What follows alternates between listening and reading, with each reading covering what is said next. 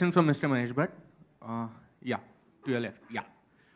Taking further from what you just said, do you think creatively also you and your team had reached a comfort zone or a sense of fatigue where you all had stopped innovating and thinking, so the reboot was needed?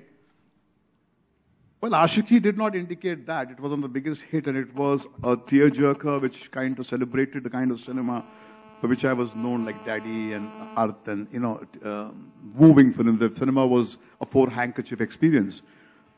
We've tasted a dizzying success there. But yes, there's always, you have to preempt decay. And it inevitably happens when you have touched the acme. And you have to have the humility to know that there are people like Patralekha and Shillong. I mean, tell me who can say that line where she asks for money after that humiliating experience where she says, "Ki saab kuch paise chahiye." And Hansal just whispered to me, "Sir, that line was not written in the scene. That was not part of the scene." It was the girl, while she was performing, just was so immersed in the character that she said those lines. Now, I think it is, as I keep on saying, while we think that we have an eye to spot talent, there's a Rajkumar Rao who comes from Haryana. There's a Hansal Mehta who has been written off. The obituary has been written. He has gone away into Maharashtra and growing vegetables and comes back rejuvenated. So it is not there on the super highways in the opulent hotels that you will find real talent. They don't even have access.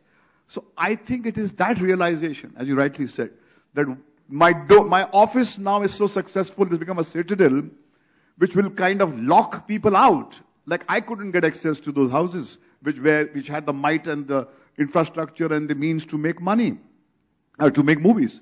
And I think we have become that. It was that realization. So I think it's only by realizing that it is Hansal and Patralekha and Rajkumar Rao who bring more value to our company. We may have the infrastructure, we may have the brand, but we have lost this innocence, this drive, and this innocence and this conviction and this belief lives in them. And it is great belief that makes movies. That's where my cinema came from, was that. And so I think that is what we actually hope to back, and we are very successful in doing that. And one more question. Would you say between पहले शाहिद और अब city lights जो scripts आती हैं उनकी तादाद थोड़ी बढ़ गई है अभी, और काफ़ी लोग साथ में काम करना चाहते हैं. उसके अलावा लाइफ तो सेम है, मतलब जैसा मैं था पहले भी और अभी भी वो तो सेम ही है, वो नहीं बदला है, वो बदलना भी नहीं चाहिए. आई थिंक सपनों का शहर है, तो कुछ स्टार्टिंग डेज याद आते हैं सिटी लाइट्स की शूटिंग के दौरान? बिल्कुल. एक्चुअली जब जो दीपक का कैरेक्टर है वो भी एक सपने के साथ आता है बम्बई शहर में. मैं भी एक सपने के साथ 2008 में आया था बॉम्बे, और मेरा सपना तो मैं जी रहा हूँ डेली, अभी भी सपने में ही हूँ मैं, चल रहा है. दीपक का पूरा हुआ कि नहीं हुआ वो तो हम फिल्म के बाद ही देखेंगे. पत्रलेखा, आपको किस तरीके से कास्ट किया गया, अगर थोड़ी स्टोरी बताएं. हंसल सर के जो कास्टिंग डायरेक्टर है, he called me up and he told me, अपना बार में जो ऑडिशन करते हैं ना, वो कास्टिंग डायरेक्टर है, वो कमीना आदमी. जी, उनका नाम विनोद रावत है. तो Vinod Rawat is basically a casting director. So he called me up and he told me, so there's an audition. Also an actor. He's also an actor. So he told me there's an audition going on and would you come and audition for it? So I went, I auditioned for it. I knew it is a mother's character. Then there were 2-3 rounds of auditions, and the final round was with Hansal sir. So I had come back from Calcutta because I knew I had an audition with Hansal sir. I gave the audition, and for 2 days, I was just at home expecting a call from Hansal sir. Though he didn't call, in 2 days, he did. And after that, I just cried, and I cried, and I cried for the next 2 days. I couldn't believe that, I had got the part. And then I went to Mahesh sir. With tears in your eyes, you walked into my office. Yeah. So I was really nervous. I was nervous because this character is, she's a mother. And by then I had read the script, and it is very emotional, and it is a very heavy film to carry as a debutant. I went to his office. I'm like, sir, I'm really nervous and I don't know whether I can carry it and stuff like that. But sir gave me that one-liner that cracked my character.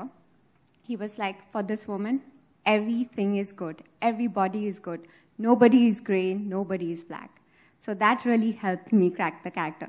And also the other day I was talking to him and he was like, actually, you were not nervous. You were overwhelmed. You were overwhelmed because you got the part. Rajkumar, teaser में काफी moments हैं, like कभी आप drunk होके आते हैं, कभी शहर में जाते हैं, कभी घर छोड़ना पड़ता है. कोई मोमेंट ऐसा पर्टिकुलर जिसके बारे में आप बताना चाहें? एक्चुअली एक मेरा फिल्म में एक बहुत प्यारा मोमेंट है, उसमें कोई डायलॉग ही नहीं है. वो एक सीन है जब ये मुझे बताते हैं कि मुझे काम मिल गया है, और फिर एक विजुअल है जहाँ पे दोनों बैठ के सिर्फ रो रहे हैं.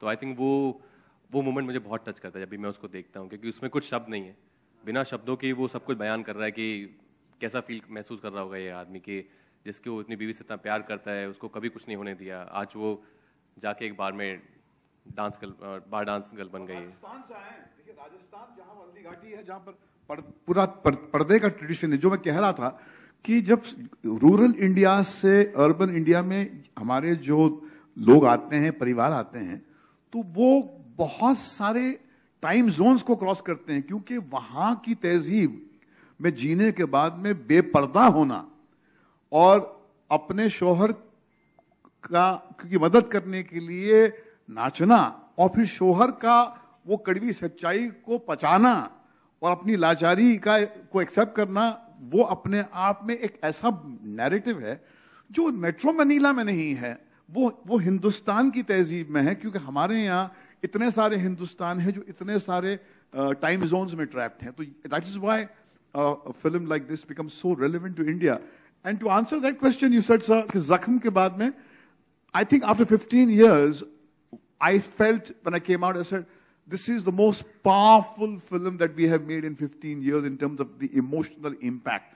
The emotional quotient of this film is, after Zakham, which is autobiographical, I have not made for the last 15 years a film which is so pure and which is so intense as Hansel's City Lights.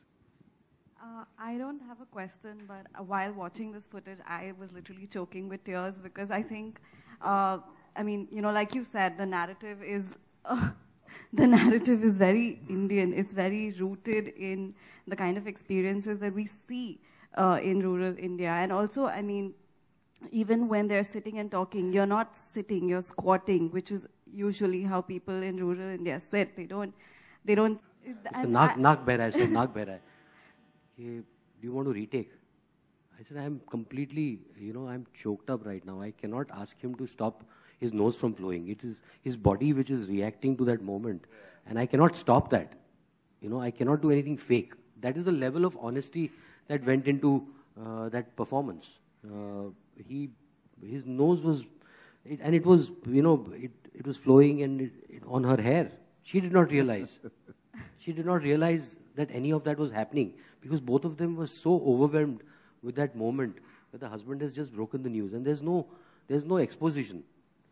कि the husband, wife explaining कि मुझे ये करना पड़ा because of this. It's all in the unspoken words. It's all in their tears. In fact, I mean, the acting is so organic. It's very visible that, that happens when you grow organic vegetables for 3 years. I think in this, when you respond to the film this way, I think that this is our triumph, that what a movie like this expects to do is to jolt you. As they say, a good film jolts the comforted and comforts the jolted. So this film is jolting the comforted, and I think if you can wake up and empathize with those people, then I think the job is done. Because cinema, after a point, movies like this hope to create empathy. It's supposed to bring people closer. And if it takes you closer for a minute, in your mind also to the people whom you pass, I think that in that lies our triumph. Hello, sir. This is Mrinmay here. I would like to ask a question to each and every one of you here. First of all, जैसे भट्ट साहब ने अभी कहा कि budget का हम देखिए realistic लोग हैं, हम जानते हैं कि इस फिल्म की जो एक बिजनेस की जो का पोटेंशियल है इतना ही है. उससे ज्यादा हो जाए तो बल्ले बल्ले हम तो बड़े खुश होंगे. मगर ये आपने बहुत सही सवाल पूछा कि ये अपना जिन इलाकों में हंसल ने, पत्रलेखा ने और राज ने शूटिंग की है, उस मुंबई में हम सब जीते हैं, मगर हम जाते हैं, हम खुद भी जाते हैं वहां पर, और वहां पर जाकर ऐसे सीन शूट करना और ऐसा इमोशनल इम्पैक्ट क्रिएट करना अपने आप में एक रहस्य है. It's a miracle. और मैंने यही देखा है कि जब फिल्म मेकर में वो डिस्कम्फर्ट झेलने का मादा नहीं होता, उसी वक्त उसके अंदर बुरी फिल्म बनने की एक काबिलियत आ जाती है. तो I think the reason why this film is exceptional is because each one of them went through physical discomfort, और उसको उन्होंने ओढ़ा नहीं था. उनको लगा था कि, और उनको कहीं कुछ महानता का एहसास भी नहीं हो कि कुछ कमाल कर रहे हैं कि साहब हम जाके कुछ अपने आप को हंटर मारेंगे. This kind of cinema could have only been made in this kind of a budget to make it successful, and also creatively it was possible because of the environment in which they pushed themselves. Also, कि हम अगर जाते हैं, if we go to a slum or we go to a chawl and shoot, तो हम उनके जो माहौल को है उनको वायलेट कर देते हैं. हम अपना 3 मेकअप वैन, 2 जनरेटर और ट्रक्स आती है, तो जैसे वो लोग इंटिमिडेट होते हैं तो हमारी शूटिंग भी मतलब वैसी हो जाती है, इंटिमिडेटरी. और it starts playing upon your mind कि आप लोगों के घरों में आपने सेट बना दिया, तो आप मतलब फिर स्टूडियो में सेट ही बना लो. When you are going there you need to be in their space like them, ताकि वो परेशान ना हो आपसे और आप अपना काम सुकून से कर पाए.